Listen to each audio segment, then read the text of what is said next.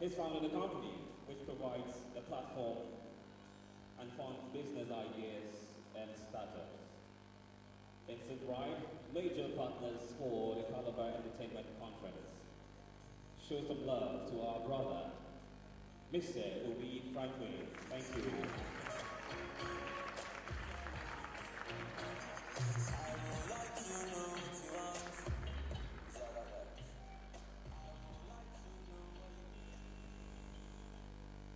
Also to join our panelists on stage from the government arm is a special advisor, Governor's Office and Event Management, Honorable Ken Atla, here represented by the SA Admin, Governor's Office and Event Management, Honorable Noel Ubong. A round of applause, please. Thank you. We can do better. A round of applause, please. Thank you.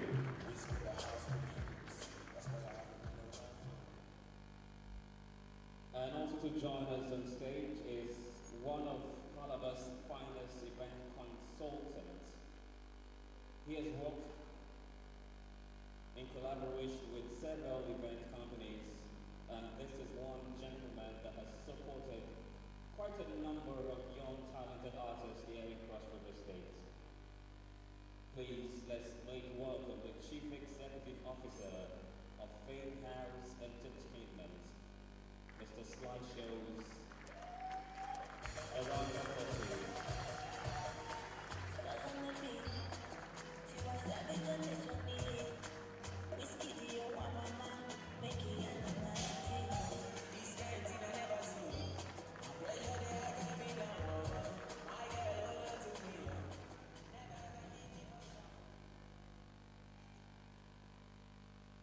And to join members on stage as well too is a well-talented and experienced talent manager. Started his career as the head of logistics at No Hits Records, now known as the Mavens. That was in 2007. And in 2010, he moved on to be head of management at Iris Music. In 2012, he registered his own company called 2020 Media, where he currently serves as an artist manager. This gentleman has worked with some of the biggest names in Africa's entertainment industry, the likes of Davido, and most recently, Shay Shay. Let's make welcome Mr. Kamal Ajiboye.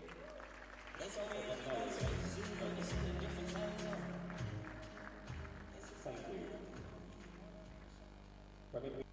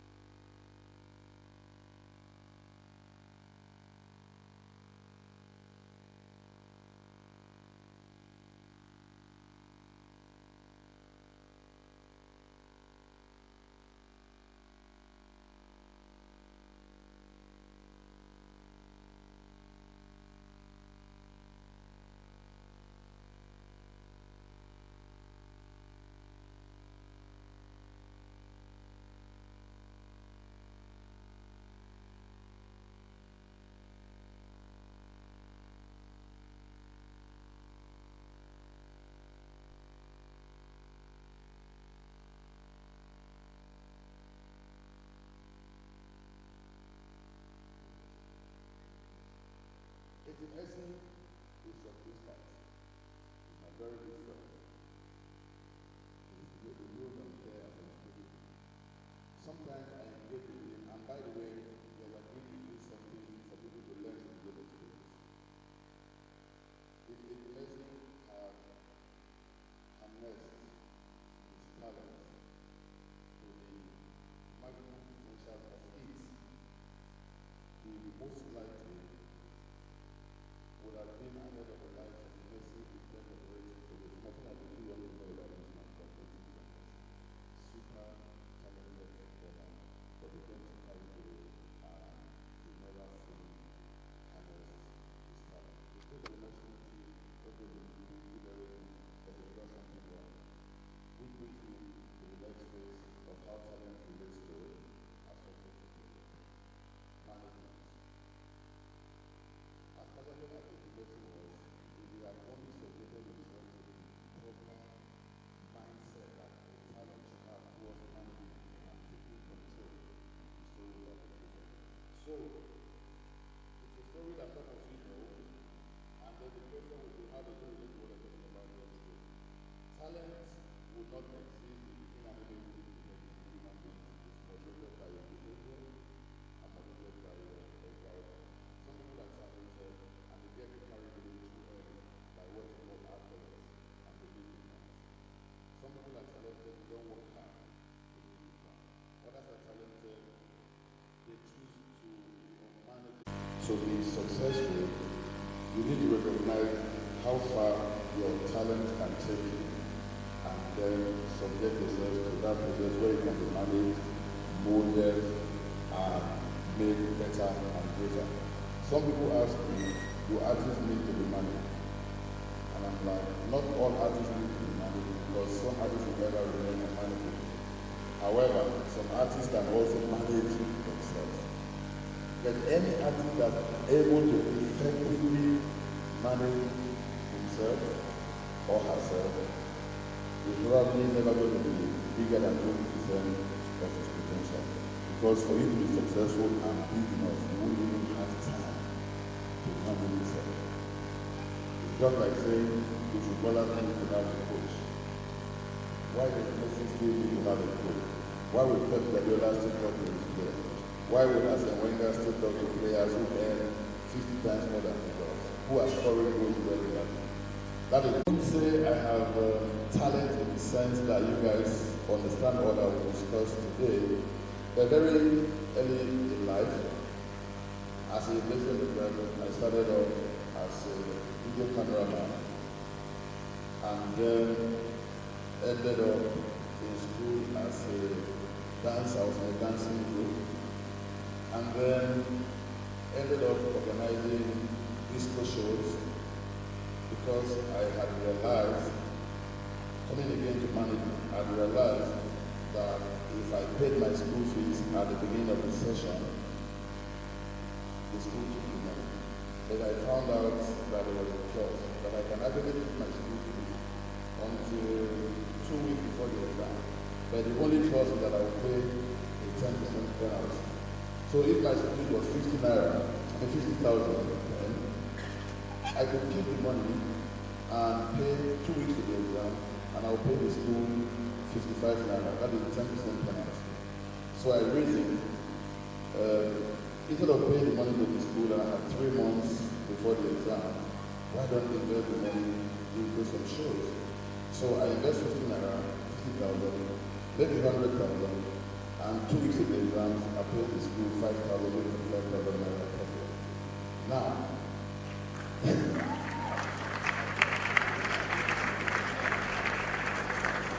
that was rascal thinking until I almost got into trouble because it became like a standard for me. So technically I was trading with the schools, what was supposed to be the school's one. And as I moved on in life, from organizing beauty projects and stuff like that, I began to think, you can't do all of these things. What are you going to be known for? So, from being a journalist after school, I got involved with radio, and then got involved with TV production, and then got involved with stage management for Blakey Songs and all the likes. got involved with P-Man, went ahead to work for them. But I still realized that I was doing too many things without a particular focus. So from being an artist manager, working with the likes of Felix and Mobile Glass, Mono, Magnetic, and the rest of them over time, I started noticing that things were not going the way I would want them to go from a technical production project. So I started getting involved with why would the microphone not sound better? It came because I wanted my artist to sound better. So when we go out to shows, I'll take it upon myself. I went to learn other people, study about sound, light, and stage, and all of that. So the segment that my artist will feature in will be dramatically different from the sound is heard before and what you hear after the artist, and you do from my artist, and gradually getting involved with things to do for artists other than just doing the headline, and gradually I get management and work into the better side of production. But the point I'm trying to make with this short story is being able to understand that if you're going to manage talent and you're not ready to bring something extra to the table for the talent, and make the best of talent through management, or management can actually bring out in somebody who apparently looks a lot less talented than someone else, and make the less talented person a lot more successful than the person who sits on his self-acclaimed belief that he has everything he needs to succeed. So on that note, I would like to draw the line and say again my popular quote that talent will only be as relevant as it can best be managed, and any talent, no matter how great it is, that does not submit to management is not only a danger to himself, but is a disservice to humanity. Thank you. Thank you very much, Eddie Lawani. A round of applause, please. Thank you. Major point, talent is not enough.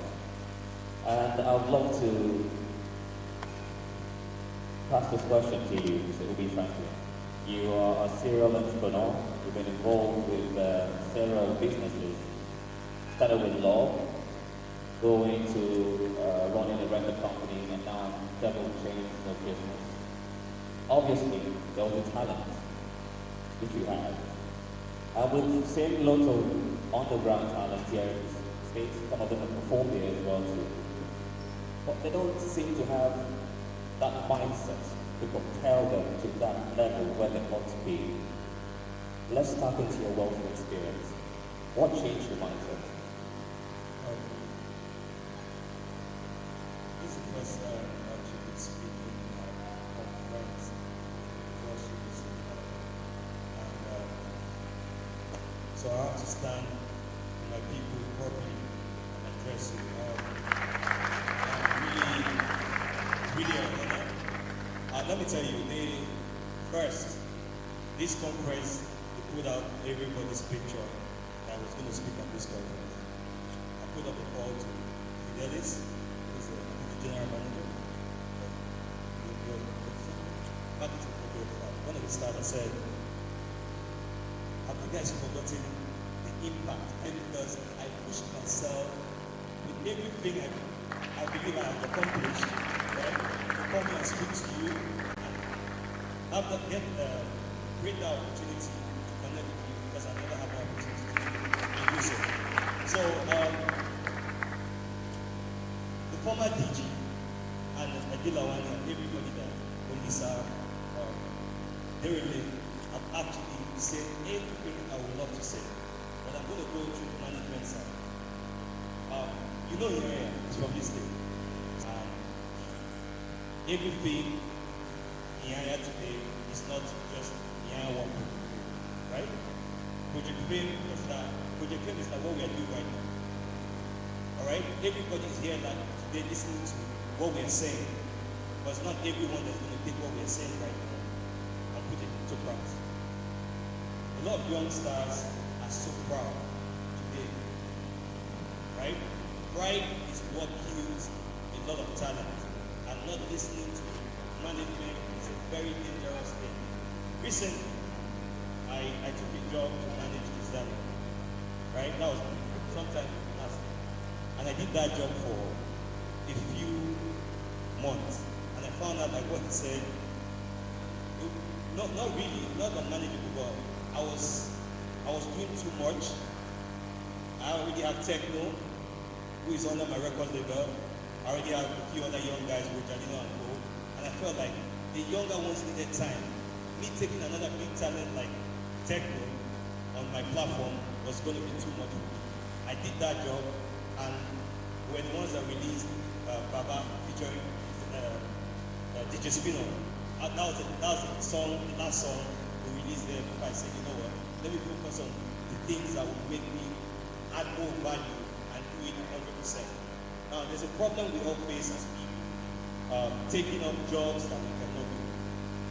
See, at every time in your life, there should be nothing that will stop you from saying, this thing is dragging me, or is taking me from my purpose, and leaving it to do what you have to do.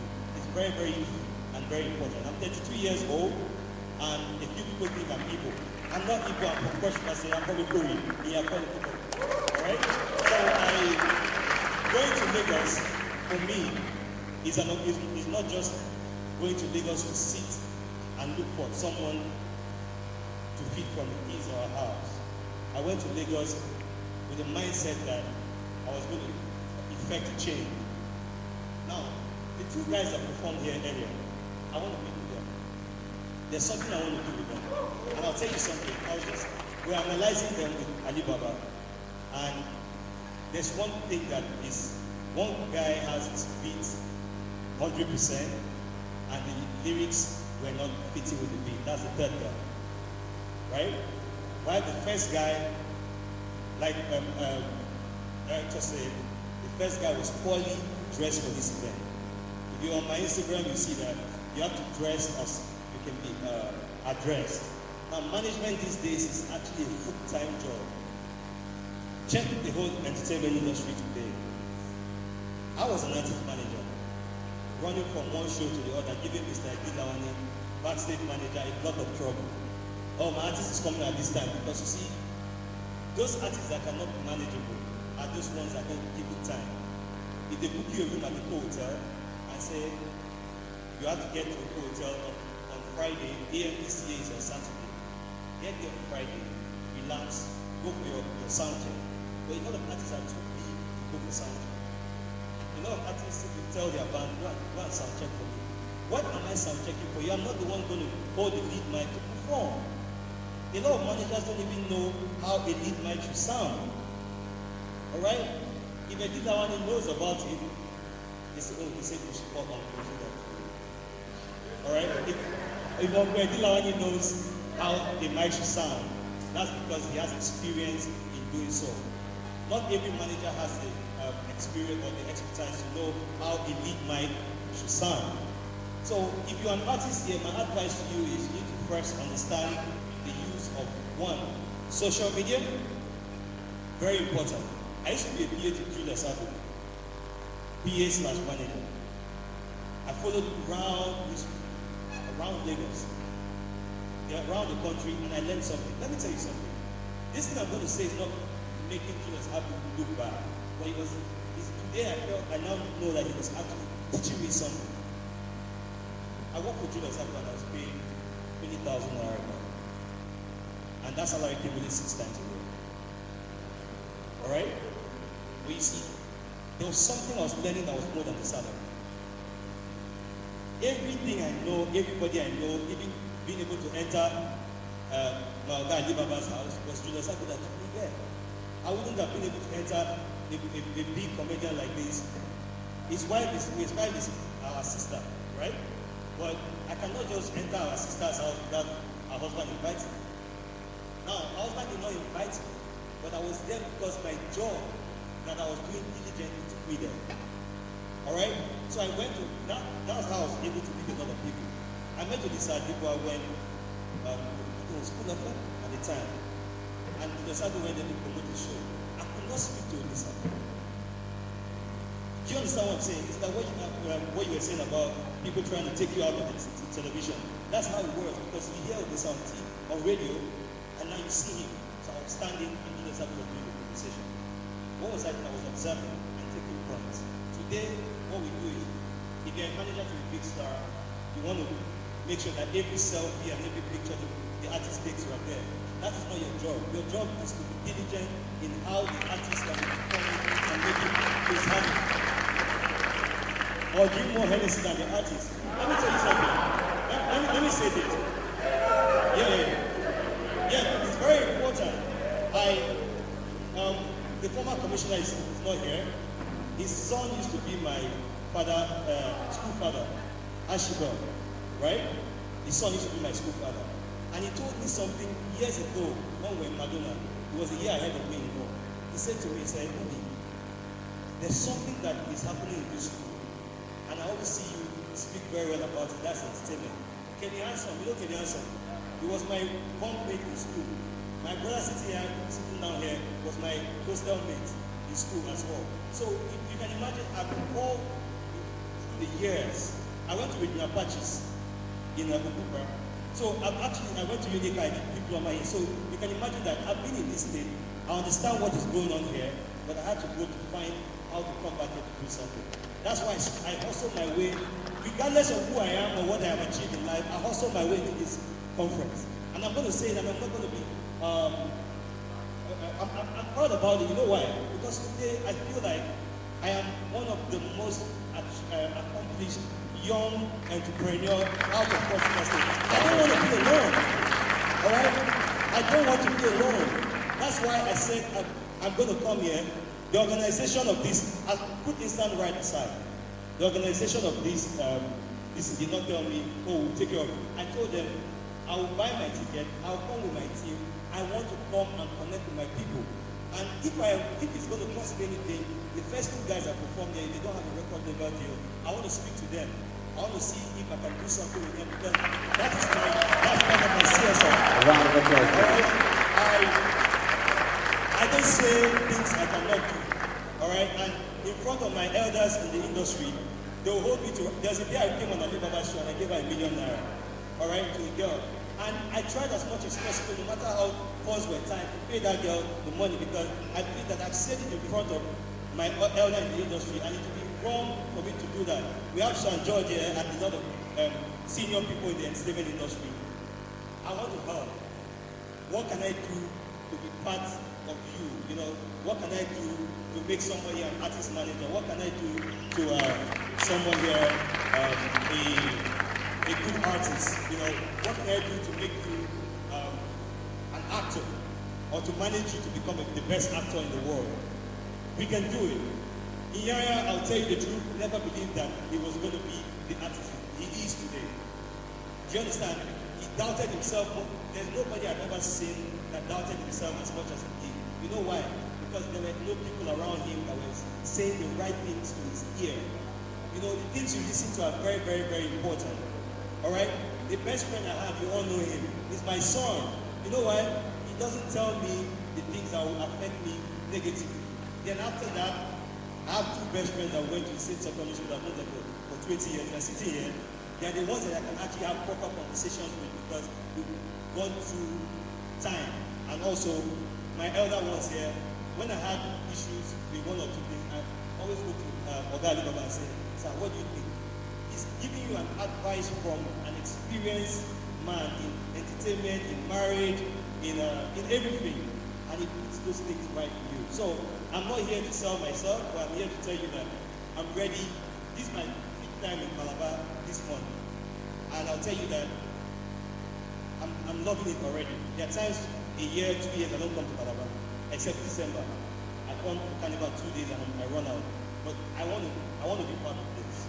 Not just a conference, but Investing in the entertainment industry. Investing in the talent in the entertainment industry here in Cross River State. Thank you very much, distinguished ladies and gentlemen. It will be very important to say that the government of Cross River State, as a matter of fact, gives the biggest platform to artists and craftsmen. The biggest platform, I will restate, the biggest platform to artists and craftsmen. There is no state in Nigeria that can afford to roll out over 100 artists within 1 month. No. That's very important. Now, the government of Cross River State tries as much as possible to recognize that budding artists need platform to move to the next level.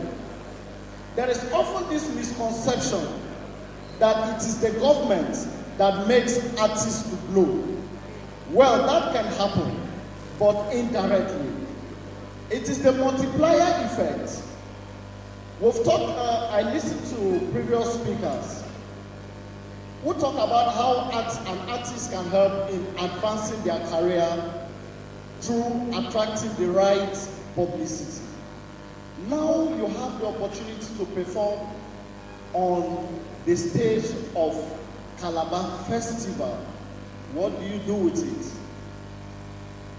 it? A prophet could give you a prophecy, but before man and God, you need to run with that prophecy for it to come to fulfillment. When we came in 2015, that should be given the platform to showcase their talent. But sometimes I've come to can we all just ride? You know, we have been sitting and sitting and sitting, and some of these lectures are becoming very boring and short, you know?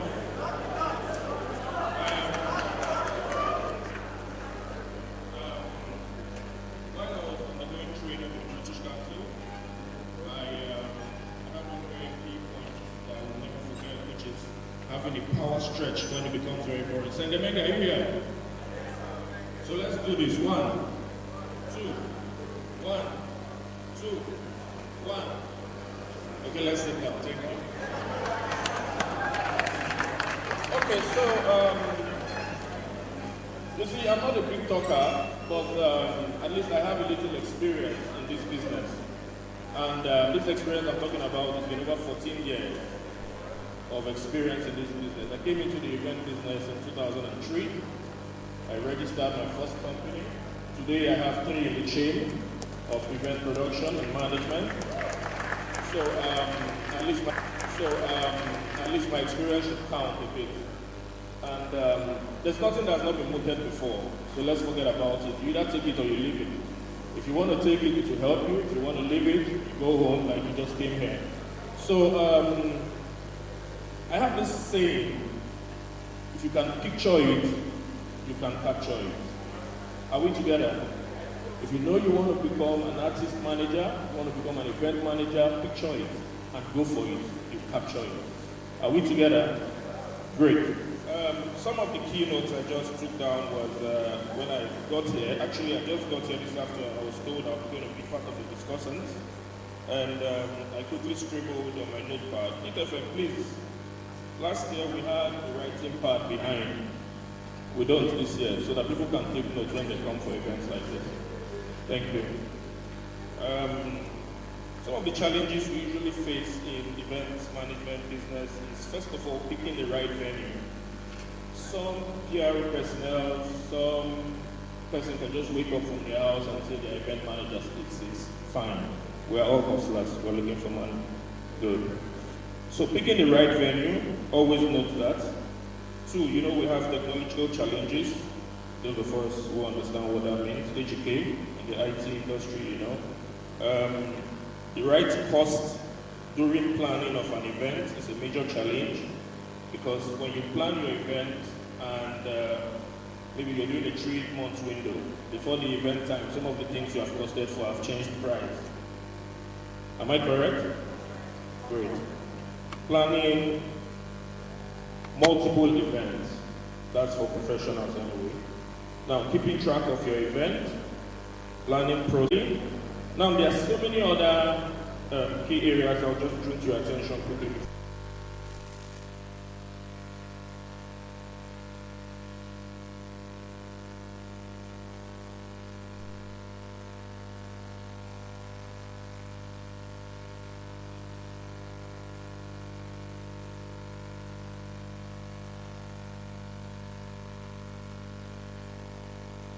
FM is a brand, like we all know. And they say a brand is anything or person community by offering value consistently. And that's what Hit FM has done for 2 years running now with this event. So please, let's put our hands together for Hit FM. Okay, so there's this other part I want to talk about. You see, event business is a transgenerational business. I say transgenerational because in event, Time, please. just have water. Now, for lifestyle, people do events because they are living big or they want to live big or better. Now, for legacy, people.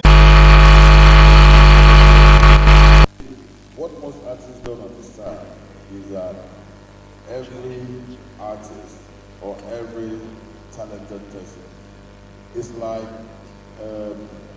you become such a big superstar, you refuse to sign the promoter's contract. What else do they do?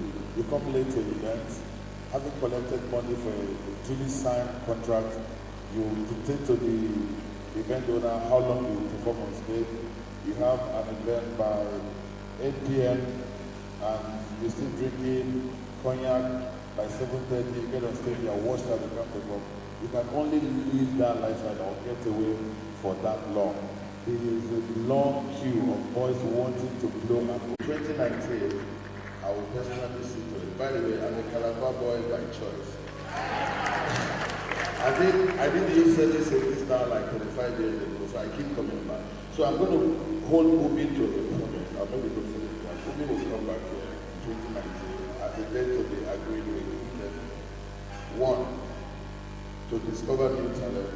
Two, to train young, aspiring artist managers. And Ogadala will be our witness. All right. So do you promise to do that? I'll do so. Thank you. A round of applause for you. Thank you very much, Honorable Lumong. Final words? Okay, thank you. This is a standing ovation. We're talking about impacts. Thank you so much. Thank you. Thank you very much.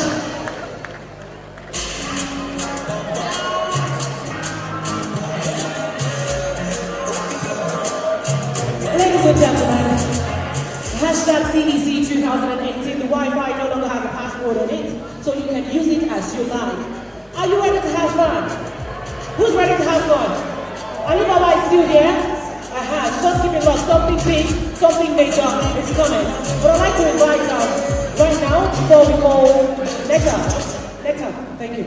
Before we have the next session, which is going to be power-packed. Somebody say power-packed. Before we have that session, I'd like to call on one of Calabar's finest, best, strongest artists, and he's a member of the Jug House team, Disturbing.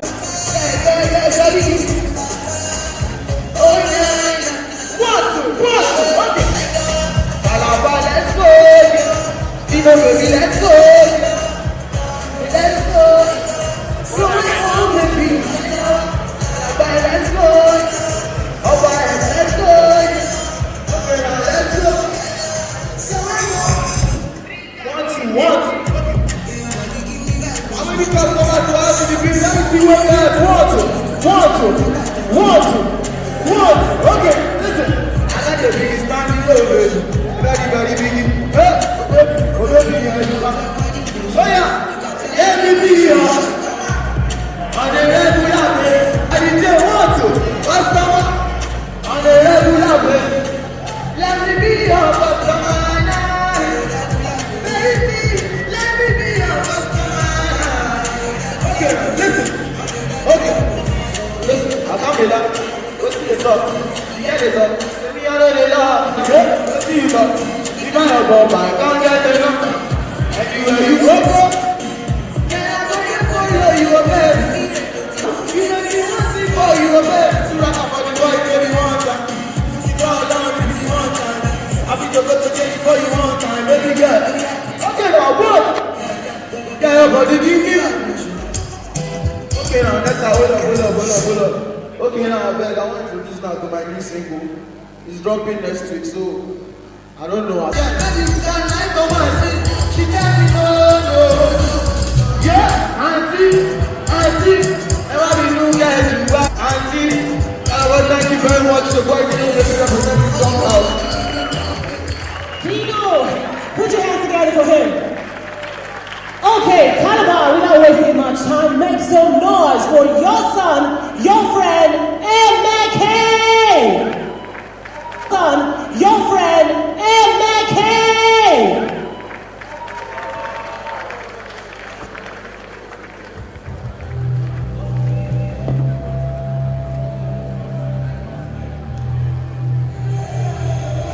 And let me change your life. It's Trace. See this feeling that I feel inside. It's something that we can just get inside. It's something that we can just get inside. Maybe we should try something different. But you listen, I know what you like. Cause you might have no dizzy eyes to think about nothing now. Baby, I know what you want. You ain't got a front. Yeah, I got stuff, but you roll another blunt. Yeah, you already know. Tell me about to go, girl. See that day, I'm too ready. Baby, you should let me change your life. I'll be doing all that shit you like. Riding around the city, yeah, that's right. Girl, tonight, baby, I'ma change your life. Baby, you should let me change your life, yeah. I'll be doing all that shit you like. Riding around the city, yeah, that's right. Yeah, girl, tonight, baby, I'ma change your life. I'ma change your life.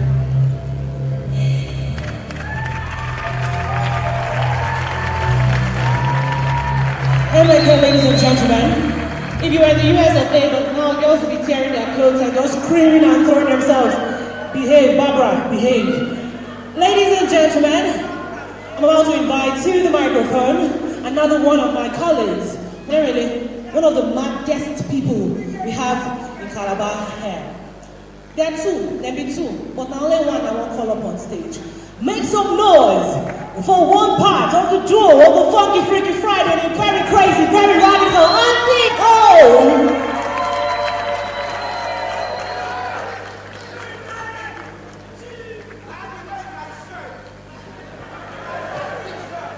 Good afternoon. Oh, my voice loud. Good afternoon, everybody. Because of time, we're going to preach number 3, the 3rd session, and the 4th session. Really, your shirt was 10 years ago. Forget about it. Okay, we'll be having 2, like I said earlier on, so we'll be having our comedy. And the comedy, we'll be talking about the comedian, the crowd, and the applause. What's next? And to lead, the discussants are Last Prophet. If you do not know Last Prophet, he shut down this place. This place was packed. More than anybody has seen this hall packed. Make some noise for Last Prophet. Last Prophet Friday, I'm going into the building. Your Excellency. Okay, and then the next person will be, I call him like the Mr. Slim of comedy. He likes to talk about the female part of, the upper part of the female body so much. We all know him, we call him the breast man, but I call him Koboko. Make some noise for Koboko. And, yes. And then, this one doesn't need introduction. It's called MC George. He's the shortest comedian Federal Republic of Nigeria. You don't get where they reach. Yes.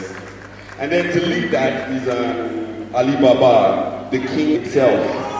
The king himself. Okay, like I said earlier on, we are going to put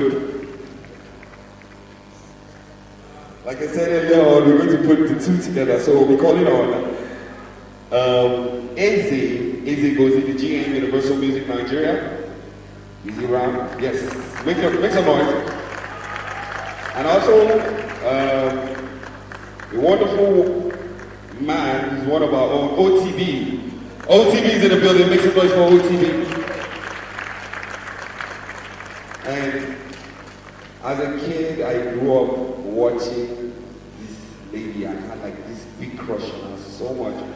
And then one day, I'm walking in the Hit FM and she says, I want to get your number. And I'm like, oh my God, she got my number, oh my God. She's like, there's a song I'm going to send to you. And I'm like, okay, no problem. And I was starstruck, you know. I grew up watching this lady. If you did not watch a movie she was in then, you're really young. And if you're that young, at least now you can watch a movie she has produced. If you didn't watch her, an actress, you watch her, you would have watched her work as a producer. Make some noise for the delectable Sean George.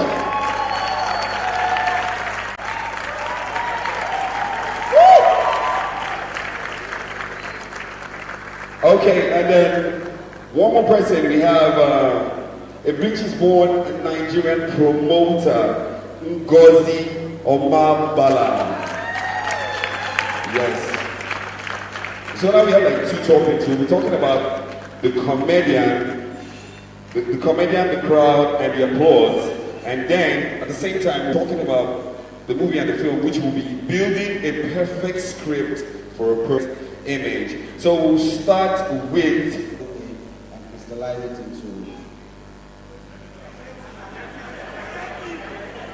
The what? All right, so I need 4 people to step up for me. I need 2 ladies and 2 guys. They're going to stand for a long time. So come on. All right, so let me have you here. You stay here. And you on this side. Can I have you, please? Ladies and gentlemen, these are my presentations. And I'll make it quick. This is comedy. This is the audience. This is the applause. And this is all the rest.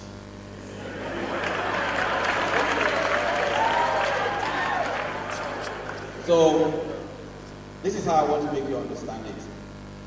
This guy is comedy. It is important for you to know that whatever talent you have is what is here.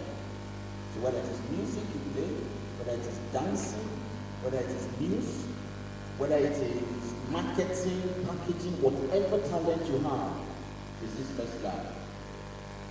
Before the audience will begin to appreciate this first guy, he has to work on himself and present himself as a service.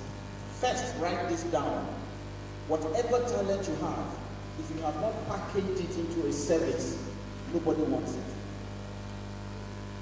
I'll repeat, whatever service you have, if it's not packaged enough for it to be a service, nobody wants it. So if you know how to sing, but I don't want you to come and sing and entertain a particular group of guests, then it's not a service, it's a hobby. So it means that you can just sing for fun. Maybe you're just somewhere one day you go, ah! You say, I can get good voice. That's all. But until somebody says, I can get good voice, we will kneel down for. That's when it becomes a service. So this first guy has to do everything to make sure that the talent that he has is welcome to the audience. Now, how do you know what kind of talent you have that this audience will get, will need, will want, will pay for? Now, Everybody thinks because you just have this talent here, this market should recognize it. No. Joseph had God. Joseph could interpret dreams, but he marketed himself.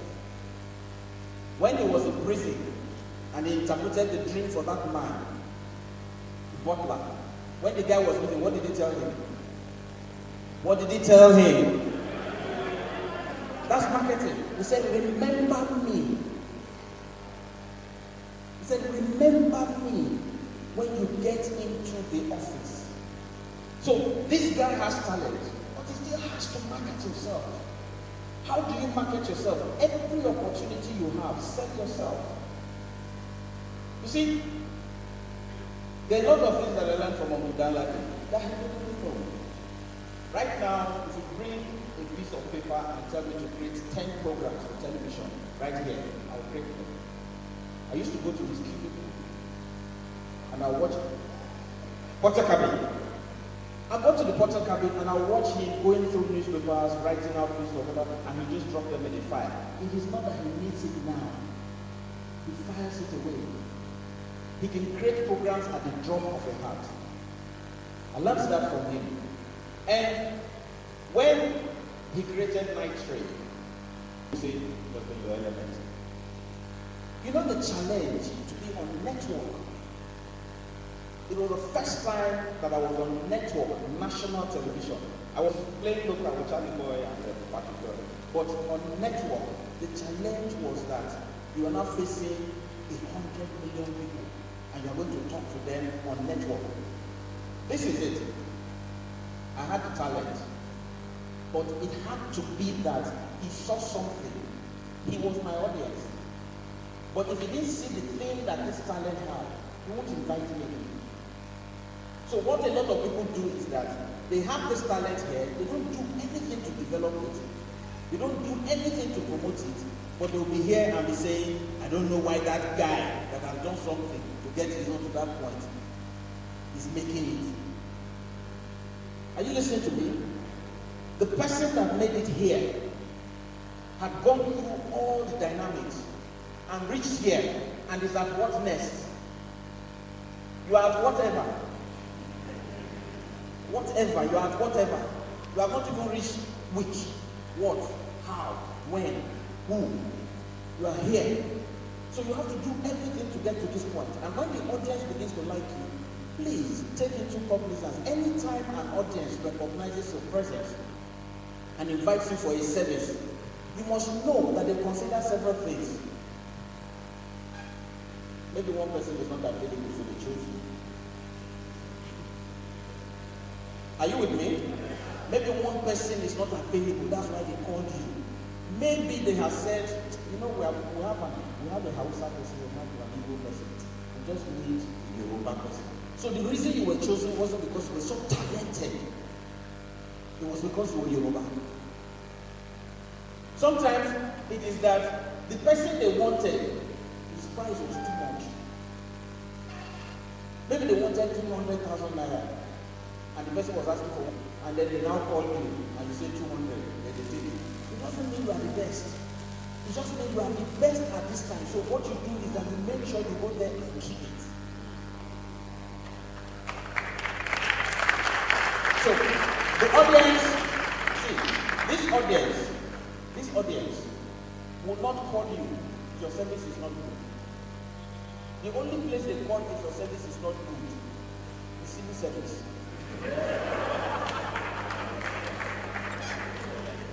Which is why when good people get into heads of civil service, they meet a lot of trouble. They will give the person trouble because they know this man wants to come and spoil this thing that we're doing there. So let me tell you how. This talent migrates to the audience. The audience need to recognize the talent and want to use that talent.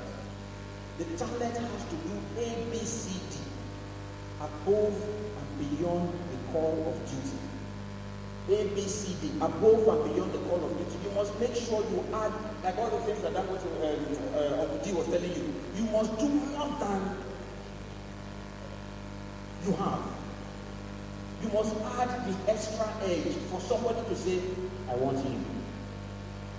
You must add to the value that you bring on the table for you to be for you to remain relevant in the industry. Now, it is when this audience has welcomed you and appreciated your art, that is when you get an applause. You do not step to an applause without this audience screening you and calling you through. So the thing is that most times from that point to the applause, a lot of people just want to pass this audience and expect that this applause should just come and say, I released 5 songs, hits. I was sitting with Ubi and we're talking just now. Ubi said some guys will come to him and give him 3 songs, only 3 songs, and tell him, all hits. Ubi will be like, but let us hear the song first. Say, forget. Everybody that have played the song who said all hits. I have a very dangerous story. Don Jazzy was living in my estate. One guy was harassing me. Boss, I have this thing, I have 8 songs, all of them hits, all. In fact, when they call, we just go and sit down, Dr. See, all of them, they don't have. He harassed me. The mom now called me and said, this is my son. That's the audience.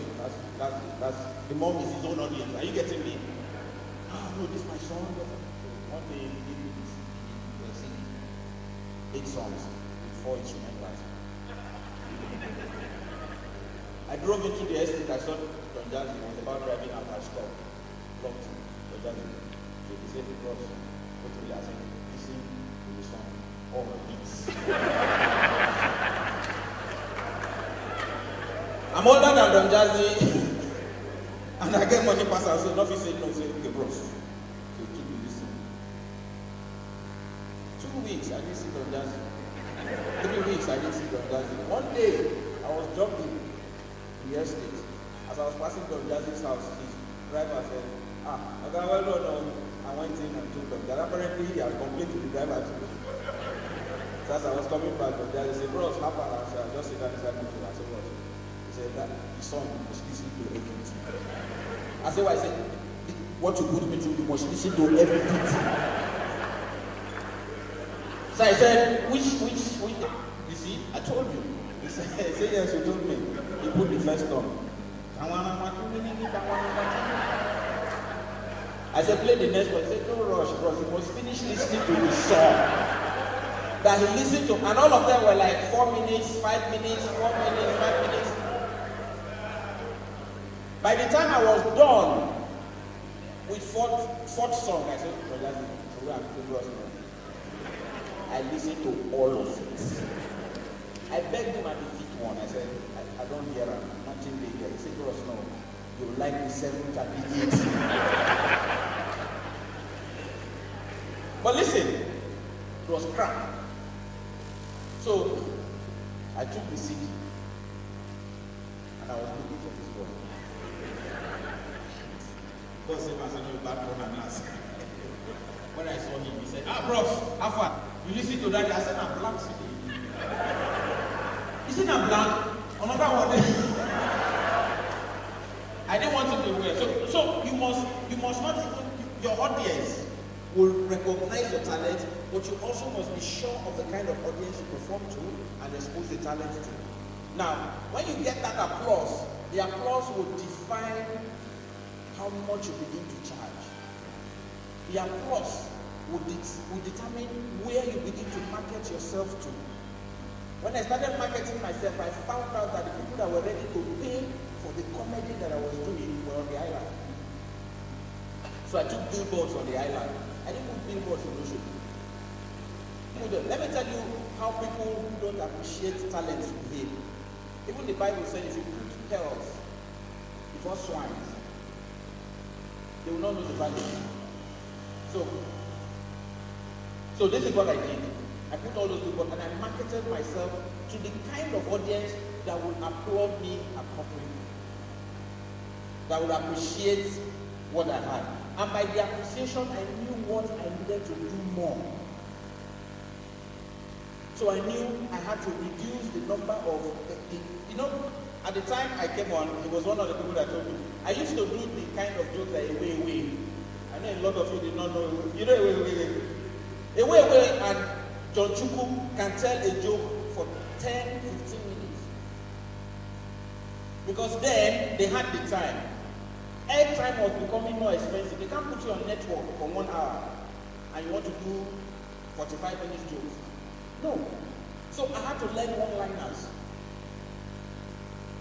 One-liners. And so as he said something, I respond with a quick one. As he said something, just like you have the more band that is in Punch, the cartoon, you have to be on the spot. You have to be quick on the lead. You have to be spontaneous. So as a comedian, those are some of the things that I learned. And in going past my applause, it was that the applause now made me know that these people value me for this much, and these people value me for that much. As a comedian as well, you place yourself as you climb. You can't call me now to come do an event, and I'll say pay me $2 million. You know why? Every time you do an event for less than your standard, you eat into the market of the younger comedians. Does it make sense? If my fee is 5 million and somebody calls me and says, Ali, can you do something for us for 2.5? And I take it. Any day they say, Bobby, come and do one event, and Bobby say 3 million. Ali Baba said, take 2.5. What's your problem? I've started killing my business. Because gradually they will start using all the other boys of 2.5 and they'll begin to look at the gap between that 2.5 and my 5 million. So once in a while I can sacrifice. It's not like, I don't know, somebody comes to give me 2.5 for every wedding now. I'll take it because there's something I can do with it. But because of professional standards and maintaining decorum in the business that we're in, I'll say no. Because I'll be eating into the territory of a younger comedian. So all of this is by the applause that you get. And when you get those applause, it means that you've been recognized. The applause recognizes you, admits you, and actually makes you a chartered person. So since you don't have a professional body that says you are now a chartered accountant, your applause becomes how you get chartered. And when you now become chartered, what do you do next? Now brings us to next. You see, because I had comedy, and I found an audience in somebody like Uncle D, it would have ended there. But I started doing live shows, I started going on radio, I started doing tours, and I was performing in nightclubs. Where's Eddie Lawani? Eddie Lawani told me, because you have started performing on the international stage does not stop you from being a comedian. And so you still have to go to the court. Do you know that till now, Dave Chappelle, Kevin Hart, and all the big time comedians still go to courts. They go to clubs to go try out themselves. After a while, a lot of people do not see me at events and they were like, your band is not raining again. Somebody had told me to my face, yeah, Ali, you know, we don't ask him questions. I said, I don't perform again. He said, yes. I said, were you there when you dropped? As a musician, you can sing till 100, till you die. As an actor, you can till you die. So everything has time capsules. So your time capsule should also define your movement. For instance, if you're a footballer, you know that by the time you get to 35, I mean original 35, you would have passed a particular prime. So you can't think that by the time you are 70, you still want to play football. No, so everything has time capsule. That's your next level. So you have to work hard to get there. So for what I teach comedians, and like Ubi Franklin told you, my doors are actually open. I get DMs, I reply DMs, and I make people understand that there are very intricate laws of entertainment that I've learned from masters. For instance, there's something that people say that I heard the first time from a lady called Tokumba Ajayi. She's late now. She said, when people say, if you can think it, you can do it, that's a bloody lie. If somebody tells you, if you can think it, you can do it, think that you can beat Mike Tyson. Just think it. Just think it, oh, just think it, and then walk to Mike Tyson and say, oh yeah, I've been thinking it. Your own is finished. It will be your last thought. The same way, if you are on my weight level, I'm 100 kg. What do I look like a bag of cement? What's wrong with you? If you are 100 kg and you say you and Usain Bolt want to do 100 meters, you can't beat me. Which is the same reason that if you're a stammerer, you can't read the network news, no matter how you think it. Nobody will give you the news to say, good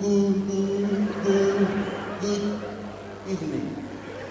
This is the network news read by Nzika.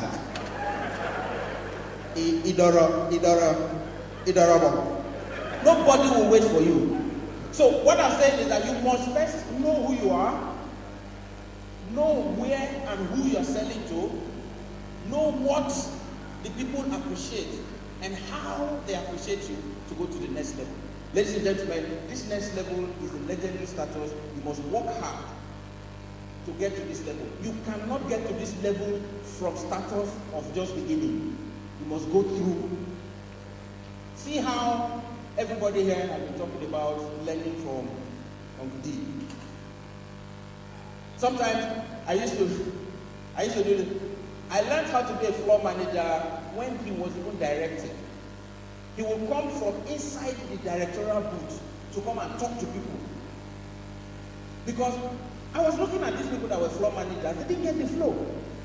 He would come into the list and be like, well, what's wrong with it? What's wrong? Why is this camera here? What? And he always wore Babariga. And it's only when the thing don't enter in head, he would remove it and become with his dancing hand. And from the MCR to the main studio, it take you like 3-4 minutes. He dashes and runs all between when we're doing night training. But I learned from the correction he was giving to floor managers. When we worked on the honorables, and I worked with Lai Arasome on the honorables, I became floor manager. Somebody asked me, where did you learn it from? This TV school. Because you work by listening and watching people as well. A lot of us here, if a lion enters here, they won't ask you to run. You see all this place that looks like a police, people will cut it open and run.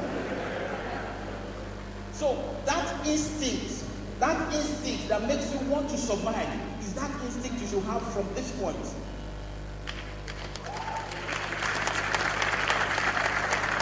Let me tell you why Mr. President said Nigerian youth, most of them are lazy. Let me tell you why.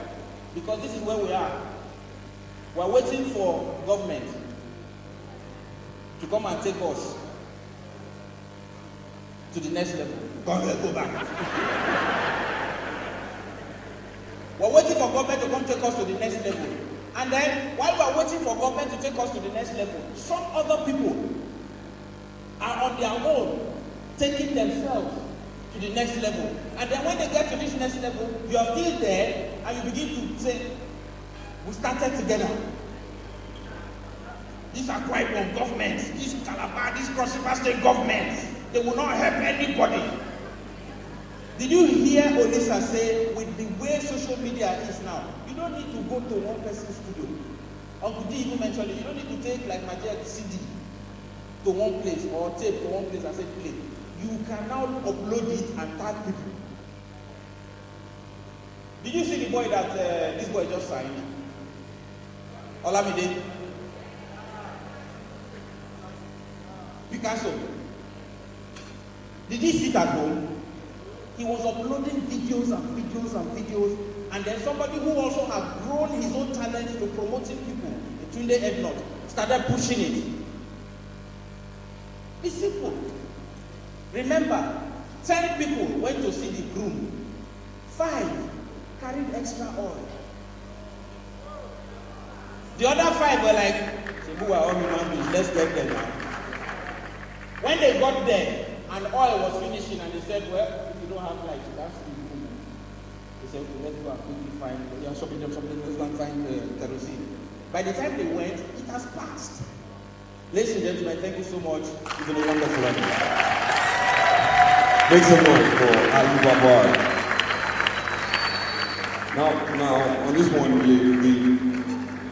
we're putting the two together, so we're going to be calling it Eze Gozi. Eze Gozi, the GM Universal Music Nigeria, to talk about building a perfect script for a perfect image. And then when we come back, we'll ask the question. So, yes, you boys. Put your hands together. Thank you very much. Good afternoon, everybody. Good afternoon, everybody.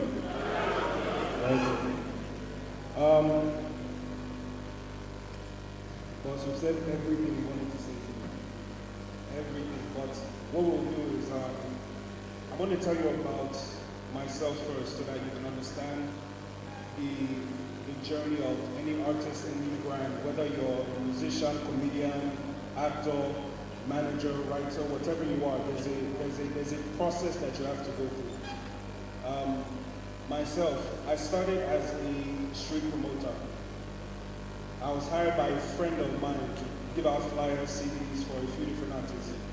From there, I realized that the way this system grows is hand to hand.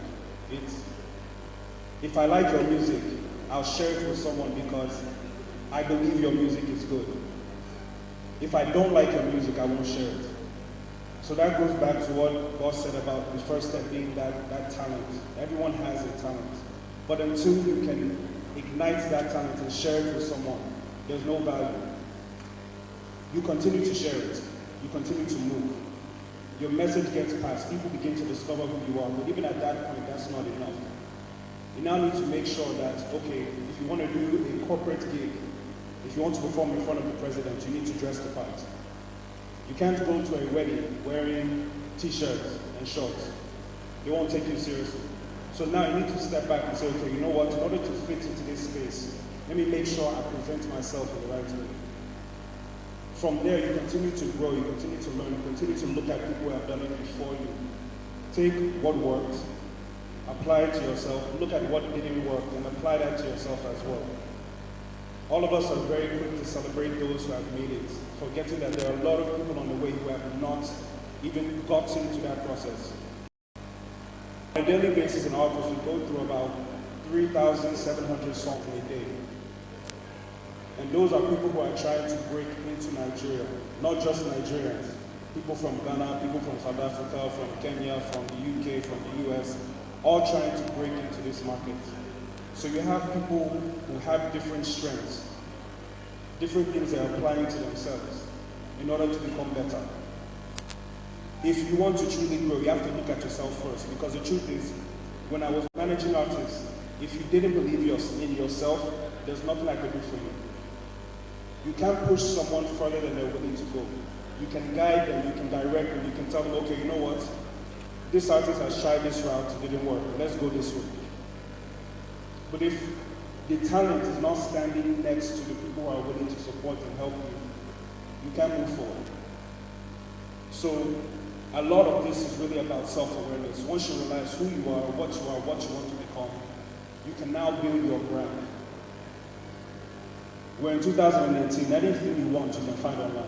There's nothing you can't find. If you want to learn how to produce music, it's online. If you want to learn how comedians perform during open mic sessions, you can find it online. If you want to learn how to act or be a better actor, be a better presenter, you can find it online. You can find tutorials, you can find courses, you can learn it from people who are doing it now and apply it to yourself.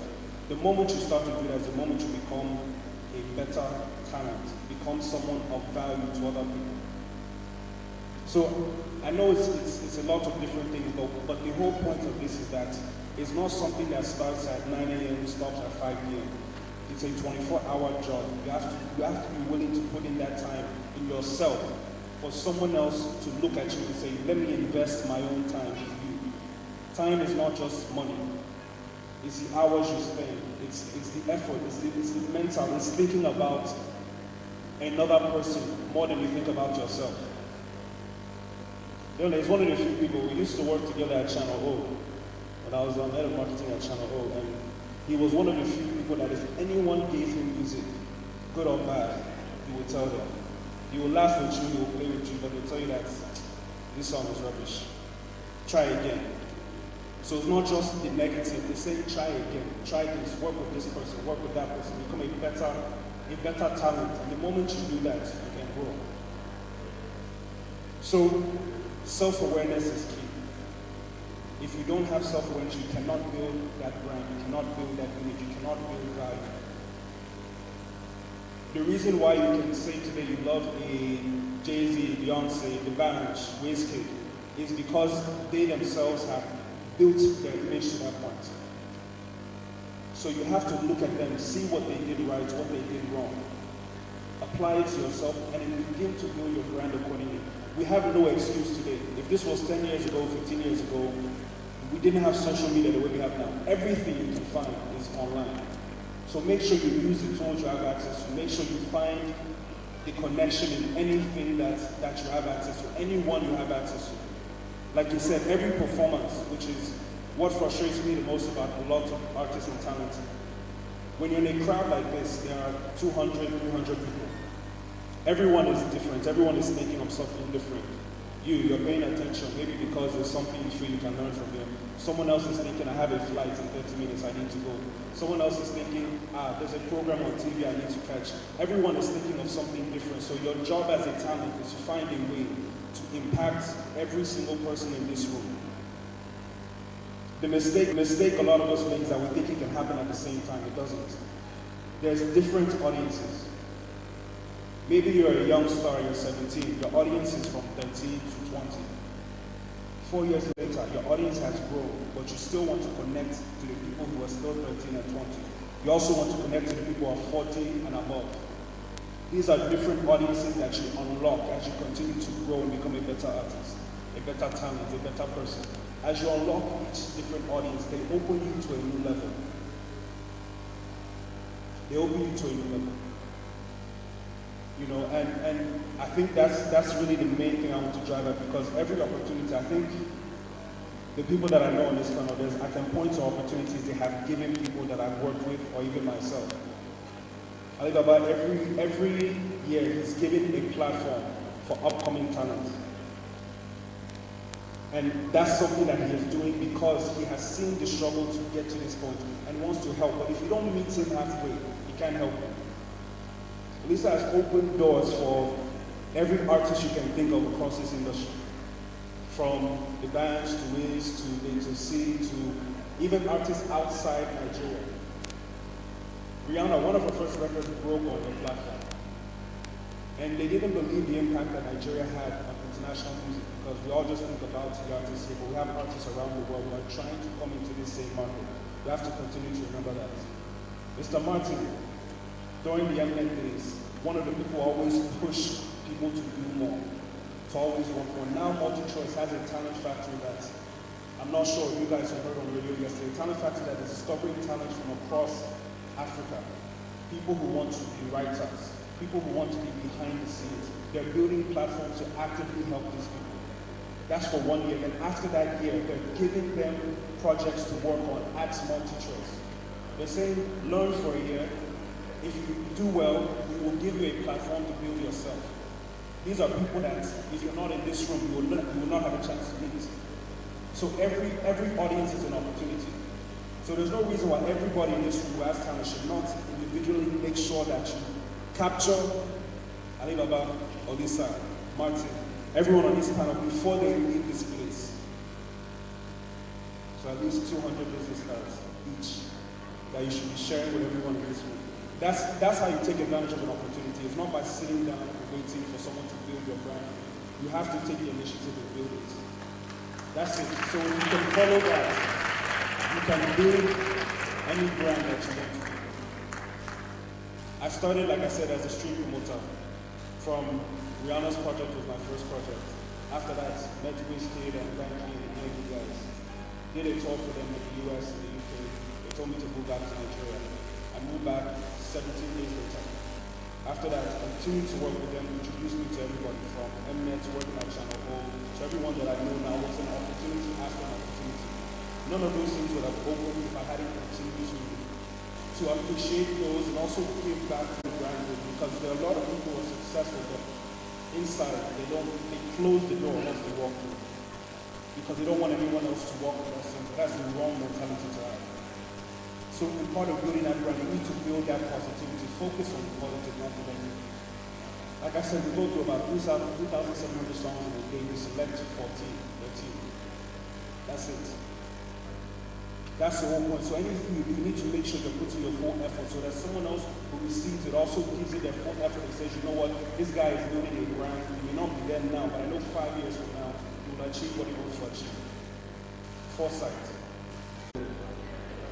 Right, mix it somehow. I don't know who English here. Everybody get where you make money from money? Bro, say I can't. For the sake of this program, sir, can I call you Ali Babasa? Ali is okay. For the industry, I also with the color, so, but for you, I'll call her Ali, so it's not a sign of disrespect, right? It's my job. Thank you.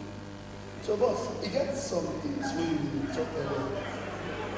Now, but if we all look at it where the comedy industry moves the industry, as long as entertainment is concerned across the state, comedy industry moves the industry. Now we they do show pass. Now only comedian feel full this hall. But maybe as entertainment conference they call musicians we part from the grace to bring in more musicians. We will not bring more musicians to full hall or more comedians. So with ourselves, our people need to laugh. The problem in this country, people need to laugh.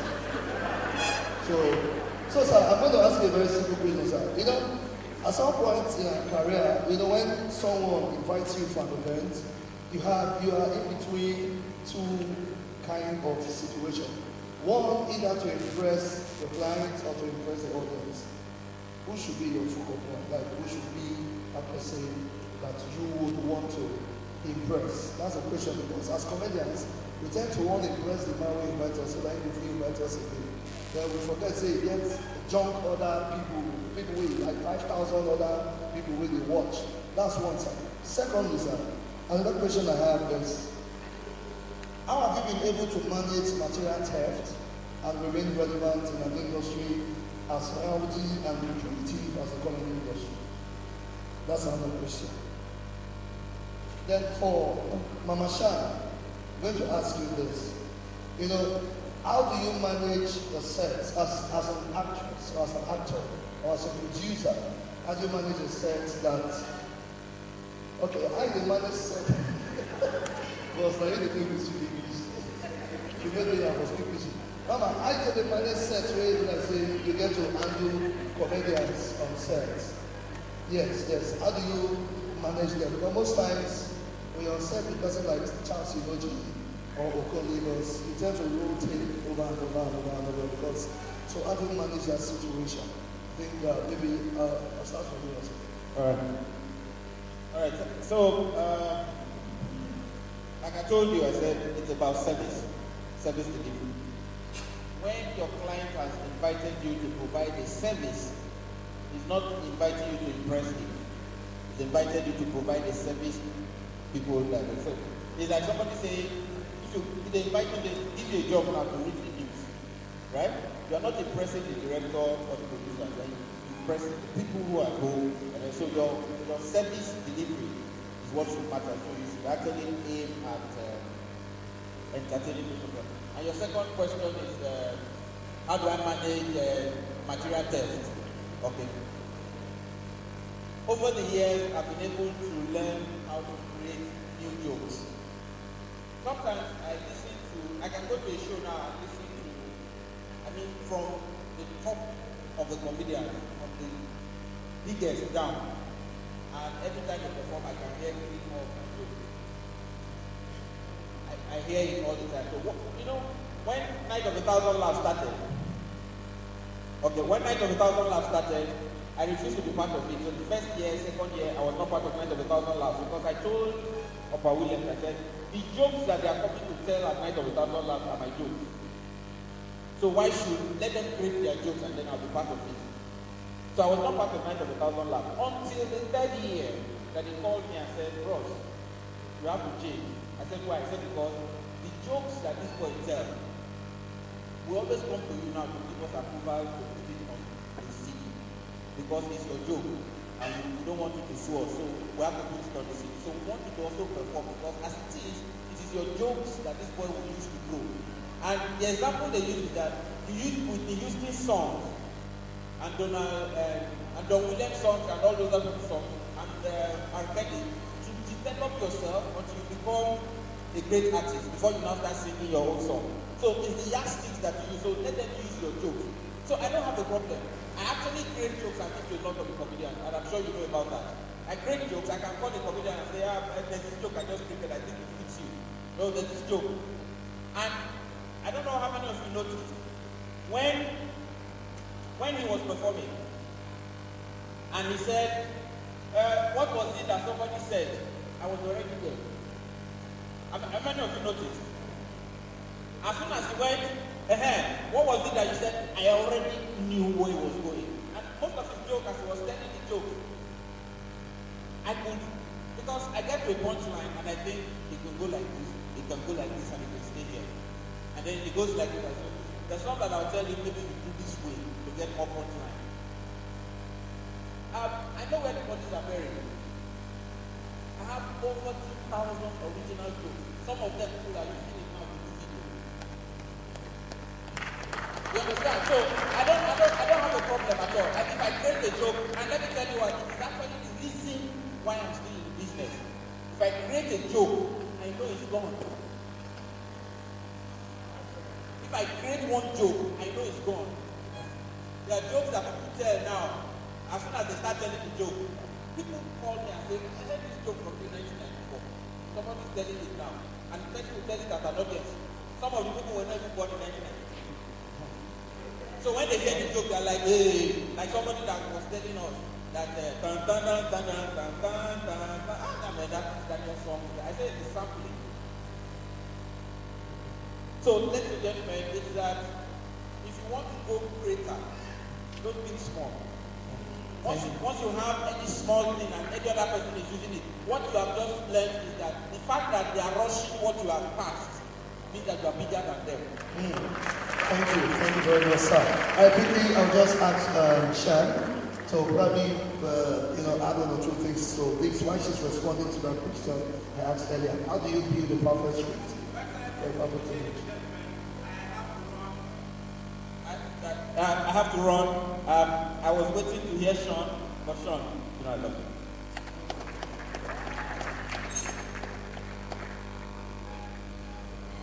All right, so how do you build a perfect script for a perfect image? Yeah. All right. Ladies and gentlemen, please a round of applause for Orobo. Koboko. Orobo.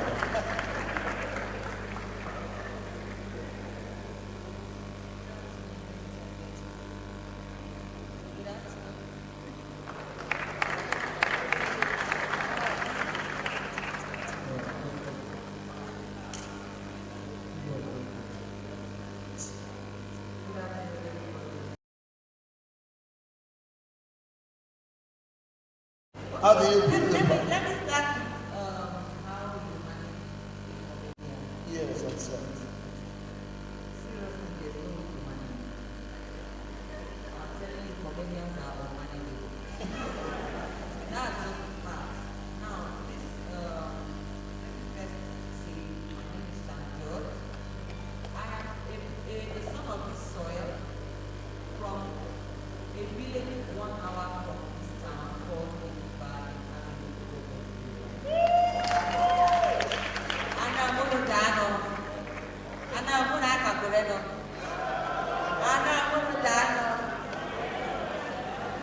Anyway, I first want to say something that has been in my head, and I've always wanted this kind of opportunity to say it.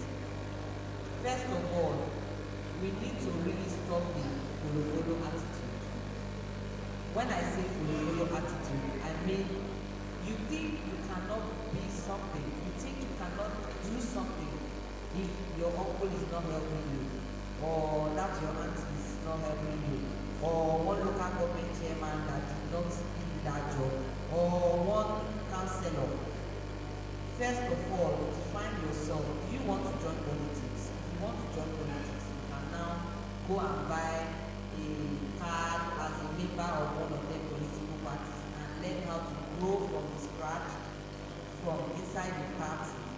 If you want to be a lawyer, you need to find a way to go and bring money, which is what I do. When I was growing up, at 5 years old, I wanted to be a lawyer, and that was because I saw a lot of things in my community, like the 70-year-old man carrying a 30-year-old girl to marry after he married 5 other ones, and nobody was saying anything. I thought it was wrong, and even at that age, I was planning to jail all those people. So my main target was I wanted to become a lawyer. We were farmers and fishermen that we live by the river bank. That you are a fisherman or a farmer. Those were the only two options for men. And for we women, we only had one option: go and marry. Just reach a certain age of marriage, which is determined by the men themselves and you know what at that time. You are 30-year-old and you are married off because as a female child, first of all, in my community, you are a waste of time and money for anybody to want to send you to school. I grew up knowing that the only way I can